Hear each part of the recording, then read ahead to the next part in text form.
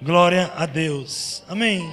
Convido você a abrir a sua Bíblia no livro de Êxodo, capítulo 17, versículo 8. Uma história que talvez você já deve ter ouvido eu pregar algumas vezes, algumas pregações a respeito. Deus quer falar conosco esta noite. Você crê? Diga amém. Você não saiu da sua casa à toa. Diga para quem está do seu lado: você não saiu da sua casa à toa. Amém? Você podia lá estar tomando tua sopa, comendo teu lanche, tomando teu cafezinho, mas você está diante do altar. E a palavra de Deus diz que o altar de Deus é o monte de Deus. Quando o povo ia ao monte do Senhor, por isso que a Bíblia fala, né? Eleva meus olhos para o monte. As pessoas sabiam que lá do monte vinha a resposta de Deus sobre o povo. As pessoas sabiam que o ato do sacrifício de subir ao monte Sião, ou ao monte Moriá, ou ao monte em Jerusalém, o monte das oliveiras, era um sacrifício. Quando você vai a Jerusalém, você vê uma cidade cercada por 3 montes. E todo monte, ele tem o nome em hebraico, começando com El. Por isso que o El quer dizer Deus. Esse El quer dizer Deus. O Deus do Moriá, o Deus da provisão. O Deus de Sião, o Deus da adoração. Amém? O Deus das oliveiras. O Deus que cuida de todas as coisas. E o monte, para nós hoje, é a casa do Senhor. Quando vamos à igreja, nós subimos ao monte. Quando nós saímos da nossa casa, deixamos ali a nossa parentela, deixamos os nossos afazeres, num culto semanal como esse, muitos vêm até direto do trabalho, muitos tiveram um dia corrido, muitos levantaram 4, 5 da manhã, mas ao final do dia, nós, ao estarmos na casa do Senhor, nós estamos dizendo: eu vou subir ao monte, eu vou oferecer ao Senhor sacrifício, eu vou fazer algo que vale muito mais a pena do que o meu trabalho secular. Eu vou deixar as coisas minhas para subir ao monte. Quero dizer que você está no monte. A casa de Deus é um monte. A casa de Deus é o lugar onde nós somos renovados de glória em glória. A casa de Deus é o lugar onde nós entramos numa atmosfera espiritual e ali nós somos curados. Quando as pessoas olham para a casa de Deus como um mini céu, elas perdem a visão da glória de Deus. Mas quando elas olham para a casa de Deus como um hospital, elas vêm. Como a nossa irmã que veio ontem, né? Mesmo com a perna mecânica, ela subindo a escada, ela descendo a escada. Por quê? Porque entende que é monte. E quando é monte, é sacrifício. Quando existe monte, existe adoração. Sabe, talvez para nós poderíamos estar em qualquer outro lugar, mas quando nós estamos na casa de Deus, ali Deus ordena a bênção.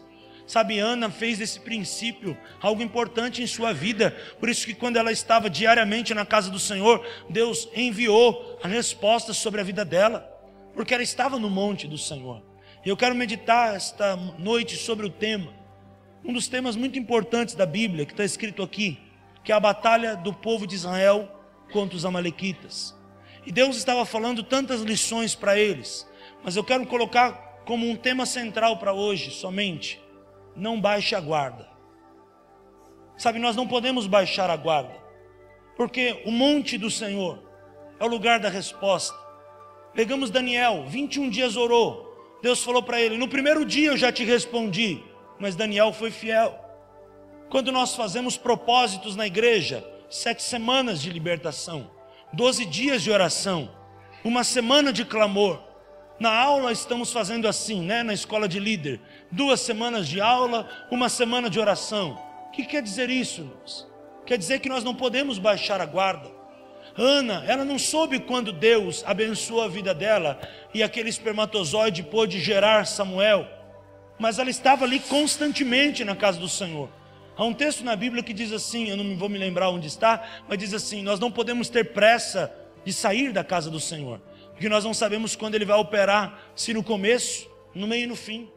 Eu não sei se o milagre da minha vida, da tua vida, a resposta e a provisão de Deus vai vir numa quarta-feira no culto das mulheres, se vai vir num café com Cristo, com morador de rua, num projeto missionário, num culto ao domingo, num culto à quinta-feira, numa escola de terça, eu não sei.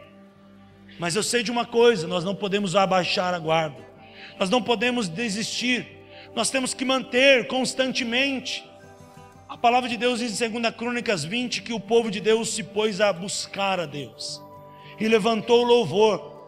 E Deus olhou para o louvor do povo de Deus e trouxe livramento e trouxe vitória. E Deus falou para aquele homem Josafá: nessa batalha você não tem que pelejar, somente tomar posição. Qual que era a posição? Louvor. O louvor é tremendo. Nós não sabemos quando Deus vai operar. Nós não podemos baixar a guarda. Nós não podemos desanimar. Amém? E diz assim, no Êxodo 17:8: então veio Amaleque e pelejou contra Israel em Refidim. Refidim é deserto, irmãos. Quantos de nós não passamos na vida pelo vale de Refidim? Muitas vezes o casamento está passando por um deserto. Muitas vezes a vida financeira passa por um deserto. Começa dizendo aqui que haveria batalha em lugar de batalha. Não está dizendo que aqui a batalha era no monte, a batalha era no deserto. Deserto é lugar de tratativa. Deserto, nenhum momento na Bíblia é lugar de reprovação. Deserto é lugar de batalha. Os vales eram lugares onde as pessoas se reuniam, onde havia batalha, havia guerra. Você ouve falar na Bíblia sobre o vale da decisão, sobre o vale de Jaboque. Tantos vales que existem na Bíblia que são lugares de batalha. Refidim era um deserto e era um vale, um lugar onde havia uma batalha a ser travada. E nós hoje espiritualmente, por alguns momentos da nossa vida, nós passamos por um dia de Refidim. Quantos de nós não passamos pelo dia de adversidade, o dia do conflito, o dia onde as dores aumentam, o dia das crises, o dia das lutas, o dia da vida, o dia da morte, o dia de nascer, o dia de morrer? Dentro de todo o período da nossa vida existem dias que são vales de Refidim, irmãos. Sabe, irmãos, nós não é por causa do deserto que nós vamos desistir. Pelo contrário, é por causa do deserto que nós vamos perseverar. Porque se estamos no deserto e é um lugar de batalha, nós temos um Deus que nos garante a vitória. E nós não podemos desanimar, nós não podemos desistir, nós não podemos baixar a guarda. Essa palavra Refidim fala de um lugar onde eles estavam ali em risco, um vale de risco. Por quê? Porque eles estariam pelejando contra os amalequitas. Amalequitas, eles tinham muito mais exército poderoso do que o povo de Israel. O povo aqui estava muito mais preparado fisicamente para guerrear do que o povo de Deus. Eu aprendo nesse texto que nós temos que entender que as lutas que nós vamos pelejar não são lutas físicas, mas são lutas espirituais. E as armas para vencer as nossas batalhas não são armas físicas, mas armas espirituais. Paulo, ao falar ao povo de Coríntios sobre batalha espiritual, ele diz assim: porque as armas da nossa milícia não são carnais, mas poderosas em Deus para destruir fortaleza. Isto quer dizer que nós não temos que pelejar no físico. A nossa batalha é na oração, a nossa batalha é na consagração, a nossa batalha é no jejum, a nossa batalha é buscando, a nossa batalha é adorando, a nossa batalha é louvando, e o nome do Senhor vai ser glorificado. E Deus deu vitória a esse povo. Refidim, irmão, é um lugar de vitória. Refidim para o povo era um lugar de batalha, mas para quem tinha fé já era um lugar de vitória. Se você está passando por um deserto na sua vida, eu profetizo esta noite, é o lugar de vitória. É o lugar onde Deus mais vai te abençoar. Deus muitas vezes nos propõe um vale para nos levar para um monte. Muitas vezes nós pensamos que vale é final. Não, todo vale, ele está ao pé de um monte. Se você for a Israel é assim, é monte, é vale, monte é vale. O vale tem sempre do lado do monte. Se você está passando por um momento de vale na tua vida, é porque vai começar o tempo de monte. Se você está passando um tempo de luta, é porque eu profetizo em nome de Jesus, vai começar na sua vida um tempo de vitória. Vai começar na sua casa um tempo de conquista. Se você está em Refidim, fica tranquilo que vai chegar um tempo que é tempo de Canaã. É tempo de subir um monte, é tempo de ter a vitória em nome de Jesus. Versículo 9, pelo que disse Moisés a Josué. Aqui é uma estratégia, irmãos. Não perca a comunicação. Sabe, o casamento, ele é atacado onde? Na comunicação. O casal já não se relaciona mais, já não conversa mais, já não olha mais no olho, já não consegue mais dialogar a respeito de algo quando existe uma crise. Nós não podemos baixar a guarda, e a comunicação é uma estratégia. Moisés, direcionado pelo Senhor, olha para Josué e fala com ele. A comunicação é o meio pela qual nós nos unimos forças. É onde eu falo para você, estou bem, e você pode dizer para mim, não estou bem, e eu te dou a minha força. Ou ao contrário também, o verdadeiro, quando nós nos unimos num propósito. Moisés viu que o tamanho da batalha era muito grande, e essa batalha não era para Moisés, essa batalha era para Israel. Então ele comunica com Josué, interessante, e diz assim: escolhe-nos homens. Ou seja, nós precisamos de mais pessoas, nós precisamos abrir a visão. Nós dois, se formos pelejar contra ele, nós vamos perder. Nós precisamos de mais pessoas. E sai a peleja contra Amaleque. Amanhã, esse amanhã também tem uma lição espiritual aqui. Ele estava dizendo a respeito do tempo. O que eu aprendo, irmãos? Tudo na nossa vida tem tempo. Tudo na nossa vida tem prazo. Tudo na nossa vida tem propósito. E existem coisas que nós temos que obedecer aos tempos da terra, e tem coisas que nós temos que entender que é o Kairos, que é o tempo de Deus. Nós não podemos usar o Kairos para tudo, irmãos. Existem coisas que é tempo. Existem coisas que precisa haver o tempo cronológico. Existem coisas que precisa haver o tempo desta terra. Existem coisas que precisam ser etapas a ser cumpridas nesta terra. Existem coisas que nós não podemos fugir, como um remédio que o médico diz para você tomar 30 dias. Você não pode sumir, você não pode perder o propósito, o tempo está estabelecido. Você não pode tomar nem 20 dias, nem um mês a mais. Você tem que tomar aquele mês, aqueles 30 dias. Você chega para mim e diz: pastor, eu tenho um casamento aí, dá para abreviar o tempo? Não dá, tem que passar dia por dia. Os dias dessa terra estão aí para ser vivido, e cada dia que Deus nos deu é uma estratégia que Ele nos deu para vencermos, porque a Bíblia diz que as misericórdias do Senhor se renovam a cada manhã. E se os dias pulassem, o tempo se abreviasse do jeito que a gente quisesse, a gente não seria inteligente espiritualmente para entender que cada dia é uma escola, uma tratativa de Deus. Deus estava dizendo para eles: amanhã, este amanhã fala de tempo, tudo tem um tempo. Deus estava falando para Josué: apressa-te, escolhe rápido esses homens, nós precisamos começar essa batalha logo. Os amalequitas já estão indo para o vale, nós precisamos descer com a nossa tropa, nós precisamos nos organizar. Existem coisas, irmãos, que Deus quer que possamos fazer para ontem, e uma das tarefas que é para ontem no meio do Evangelho é a tarefa da evangelização. É uma tarefa que nós não podemos deixar para amanhã. Pessoas estão morrendo, vidas estão sendo ceifadas. Nós olhávamos anos atrás e dizíamos a respeito de terremoto, a respeito de catástrofes e de atentado, e olhávamos o oposto do mapa. Brasil aqui, Oriente Médio. Agora, não sei se você percebeu, a coisa já está chegando no nosso quintal. Itália, Bulgária, Bélgica, países europeus, Paris, Minas Gerais, Santa Catarina, Nordeste, Maranhão, lugares onde está tendo desmoronamento, onde pessoas estão morrendo, e Deus está dizendo para mim e para você: não baixe a guarda. E Deus está dizendo para nós: não perca a visão da promessa, porque, irmãos, nós muitas vezes só acordamos quando o problema toca a campainha da nossa casa e diz: eu estou aqui no teu quintal. Mas eu quero dizer para nós que já está chegando a hora, e esta é a hora. E essa é a hora de nos levantarmos para ganharmos almas para Jesus. Ele estava dizendo assim: amanhã a batalha está chegando. Irmãos, pessoas estão morrendo, pessoas estão padecendo, crianças estão ficando doentes. E há doenças não só físicas, há doenças espirituais que estão se agravando. Há problemas espirituais que estão se intensificando. As pessoas estão ficando cada dia com doenças mais crônicas, emocionalmente falando. A depressão, antes você via em alguns, hoje você já vê a depressão como o mal do século. Era o estresse, agora já é a depressão.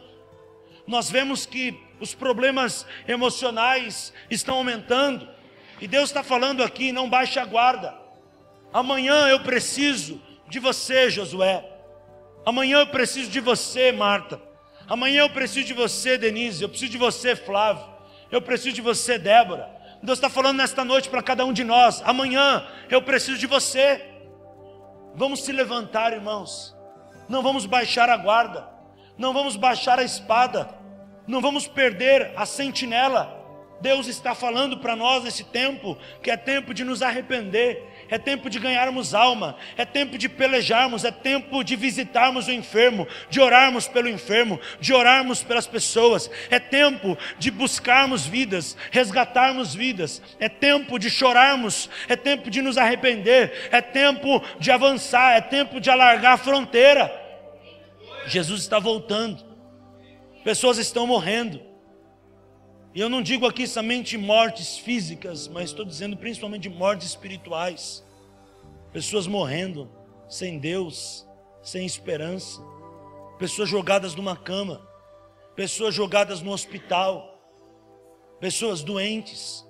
Filhos doentes. Pessoas com síndromes de pânico. De tantos problemas aí que estão acontecendo. Deus estava dizendo para ele: filho, é amanhã.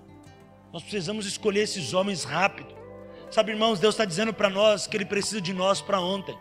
A tarefa da igreja é uma tarefa emergencial. A igreja é um pronto socorro espiritual. A igreja é o lugar onde nós precisamos atender vidas, cuidar de vidas, nos levantar. E se você entrou nesta noite numa situação nesta igreja como hospital de doente, Deus manda dizer: seja logo curado, porque eu quero que você também seja logo um médico. Eu quero que você seja logo um médico e vá tratar gente, e vai usar o poder que Deus te deu. Não baixe a guarda, irmão. Ele estava dizendo: amanhã eu estarei no cume do outeiro, e a vara de Deus estará comigo.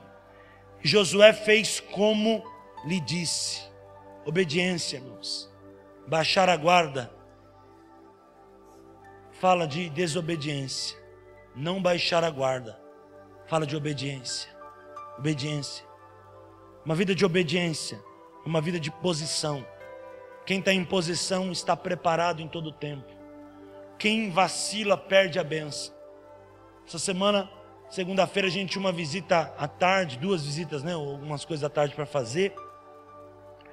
E aí, nós estávamos em casa, a Débora estava com pressa, ela falou assim: dá uma olhada no arroz para mim. E, irmão, tocou meu telefone. O que você acha que aconteceu com o arroz, irmão? Queimou o arroz. A gente, quando não vigia, a gente vacila, a gente perde a benção. A gente perde a benção. Sabe, irmão, Deus estava falando comigo, começando a palavra de hoje, lá naquele arroz lá. Lá no arroz queimado. E eu falei: dá para comer. Ela: dá nada.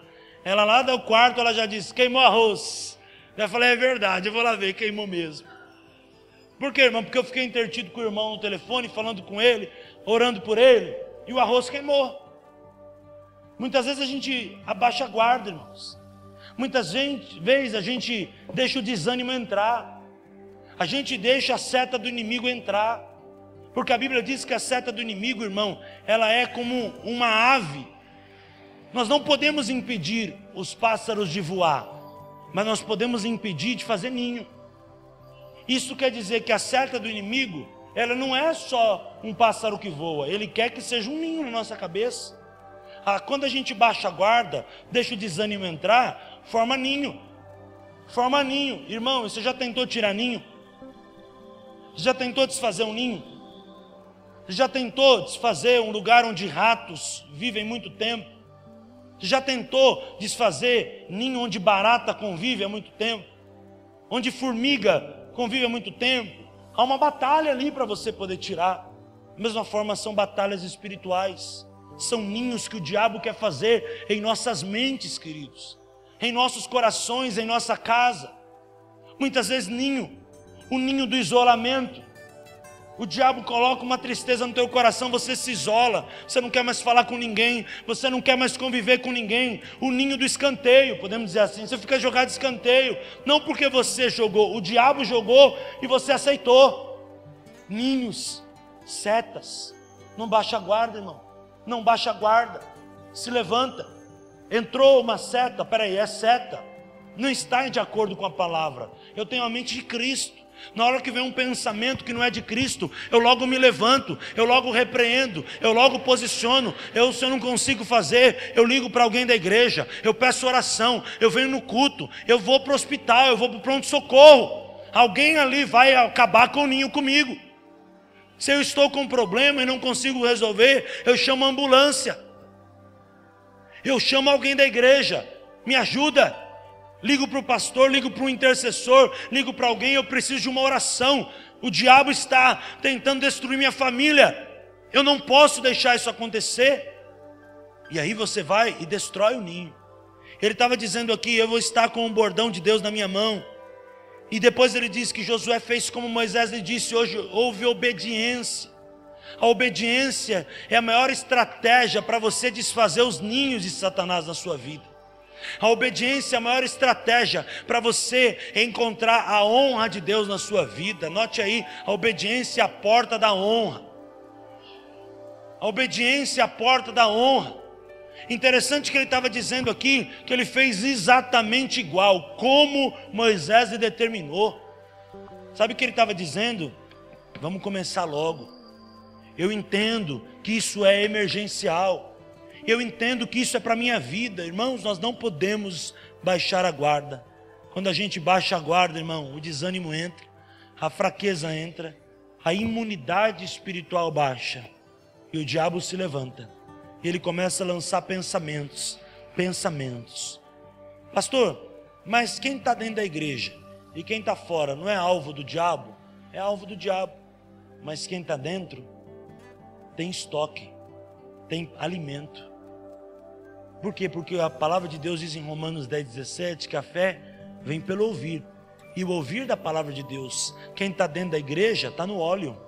Na hora que vem a cilada, ele se levanta, porque ele está revestido, ele está no óleo, ele está em cobertura espiritual, ele está em oração, ele tem uma vida com Deus, ele reage muito melhor. Por exemplo, uma pessoa tem uma parada respiratória em casa, e uma pessoa tem uma parada respiratória no hospital. O que é melhor, irmãos? O hospital não tem equipamento para reanimar, em casa.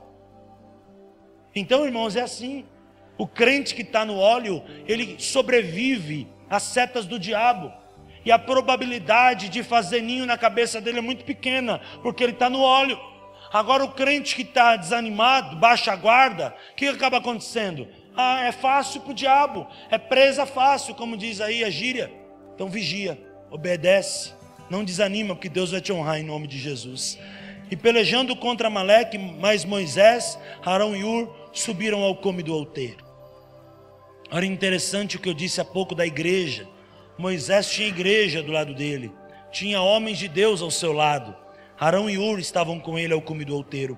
E aconteceu que quando Moisés levantava a mão, Israel prevalecia. Diga comigo, Israel prevalecia. Mas quando ele abaixava a mão, Amaleque prevalecia. Deus está dizendo para mim e para você, não baixa a mão. Deus está dizendo para mim e para você, não cessa de orar, não cessa de buscar, não cessa de clamar, não cessa, aquilo que eu tenho como propósito na sua vida vai acontecer, mas você não pode desanimar. E ele estava dizendo assim, porém as mãos de Moisés estavam cansadas. Uma versão que eu tenho aqui diz estavam pesadas. Por isso tomaram uma pedra e puseram debaixo dele para sentar sobre ela. E Arão e Hur sustentaram as suas mãos um de um lado e o outro de outro, e assim ficaram as mãos firmes até que o sol se pôs. Sabe o que eu aprendo aqui, irmãos? Eu aprendo algo interessante para a minha vida e para a tua vida aqui. Se necessário, use as pedras, mas não perca as estratégias que Deus te deu. A pedra era uma estratégia. Deus colocou para eles, primeira direção, pelejar. Segunda direção, manter as mãos levantadas. E para que a segunda direção acontecesse, eles precisavam de estratégia. E qual que foi a estratégia dentro dessa estratégia que Deus deu? Arão e Hur. Arão e Hur ia levantar as mãos de Moisés, porque quando Moisés estava com a mão erguida, a vitória estava estabelecida. Mas chegou um momento que as mãos dele ficaram pesadas, se tornaram cansadas. Sabe o que acontece? Eles põem uma pedra. Essa pedra é uma estratégia. Uma estratégia. Sentaram sobre ela e então seguraram a mão. Interessante que não foi a pedra que sustentou a mão, continuou sendo Arão e Hur, mas Arão e Hur usaram da pedra Sabe, irmãos, quando você tem estratégia espiritual, a tua vida é abençoada. Estratégia espiritual, a pedra foi uma estratégia. Por quê? Porque uma hora ele ia cansar, uma hora a batalha ia ficar mais agitada. Josué era novo, Josué estava no pique, Moisés já era mais velho, Arão e Hur também mais velho. Pensa, a batalha era grande, não só para aquele Josué que estava lá embaixo pelejando, mas sobre Moisés também havia uma batalha espiritual, porque ele era aquele que tinha ouvido Deus, e Deus tinha dado para ele o bordão, e enquanto ele estivesse com a mão erguida, a vitória estaria estabelecida. Moisés não podia deixar desanimar, abaixar a guarda, porque na hora que ele baixou a guarda, Amaleque prevalecia. Isto quer dizer que teve um momento que a mão dele cansou, antes de Deus dar a estratégia da pedra, que eles baixaram a mão. E na hora que eles baixaram a mão, logo eles viram que eles começaram a perder a batalha. Logo levantaram a mão e talvez tiveram outra experiência de começar a ganhar a batalha. E naquele momento, Deus mostra para ele coisas ao seu redor, coisas que são físicas, mas que representam algo espiritual. Aquela pedra representa algo físico, pedra é algo físico, mas representava uma vitória espiritual, porque se aqueles homens não se sentassem sobre a pedra e não sustentassem o braço de Moisés, a batalha espiritual estaria perdida. Da mesma forma Davi, Deus daria vitória a Davi, irmãos. A vitória já estava garantida, mas interessante que ele chega ao lado do ribeiro e pega 5 pedras. Quem deu a vitória para Davi não foi a pedra, irmãos, foi Deus. Mas a pedra era algo físico que representava uma vitória espiritual. Muitas vezes você olha, eu vejo casais que andam sem aliança. Ah, pastor, mas a aliança está no amor. Mas isso é algo físico que representa algo no mundo espiritual. Isso aqui é como a pedra de Arão e Hur num casamento. Isso aqui é como a pedra de Davi, as pedras do ribeiro. Representa uma vitória espiritual. Não que Deus não vá abençoar o teu casamento, e o poder do casamento está no anel, mas Deus usa sinais físicos para trazer a glória de Deus no espiritual. Deus usa sacrifícios para trazer a glória de Deus no espiritual. Naquele momento Deus estava falando para ele: filho, senta na pedra. Arão, Hur, usa a pedra. Deus está dizendo para mim e para você esta noite: usa a estratégia que eu te dei. Deus, através dessa estratégia, vai abençoar os teus negócios. Usa a visão que eu te dei, porque a visão é para o tempo determinado, e no tempo determinado ela vai se concretizar. Esta visão, irmão, que Deus te deu, ela não é Deus, mas ela é a pedra. E quando você aplicar a visão, Deus vai se manifestar, porque você teve inteligência e aprendeu a usar a pedra da maneira certa. No ribeiro talvez tinha milhões de pedras. Quando você vai nos rios de Israel, tem muita pedra embaixo. Mas Deus falou para ele pegar 5. Aquelas 5, a partir do momento que Davi pega e coloca na sua sacola, elas não eram mais pedra, elas eram armas espirituais. Da mesma forma lá no cume do outeiro, Arão e Hur, quantas pedras não tinham no monte? Você vai a um monte, você vê um monte de pedra, mas aquelas 2 pedras representavam uma vitória espiritual. Quando a gente baixa a guarda, irmãos, a gente perde a visão da promessa. E a pedra que pode ser uma parte do processo da vitória, a gente começa a desprezar. As coisas que Deus muitas vezes quer usar para nos abençoar, a gente começa a jogar de fora. Interessante que tem muita gente que joga fora aliança. Tem casais que brigam e jogam aliança. Tem pessoas que estão pegando as pedras que é para tirar no Golias e jogando no lixo. Tem pessoas que estão pegando a promessa e rasgando a promessa, porque ela não aconteceu no tempo que ela queria. Mas promessa não é minha, promessa é de Deus. Não vai acontecer no meu tempo, vai acontecer no tempo dele. Você pode dizer amém? Entenda isso. A pedra era uma estratégia. Pedra era uma estratégia. A Bíblia mesmo fala, irmãos, que se nós não clamarmos, as pedras clamarão. Estratégia. O que é estratégia? De fazer a gente acordar para clamar. Qual que é a estratégia de Deus? É que a gente não baixe a guarda. E essa é a palavra desta noite. Não deixar o desânimo entrar, não deixar a tristeza entrar, não deixar a dúvida entrar, não deixar o descontentamento entrar, não deixar a ingratidão entrar, não deixar a deslealdade entrar, não deixar as setas do diabo entrar, porque quando ela entra, irmão, se você logo repreende, amém, mas se ela forma ninho, depois dá um trabalho para tirar. Nós não podemos baixar a guarda, nós não podemos desanimar.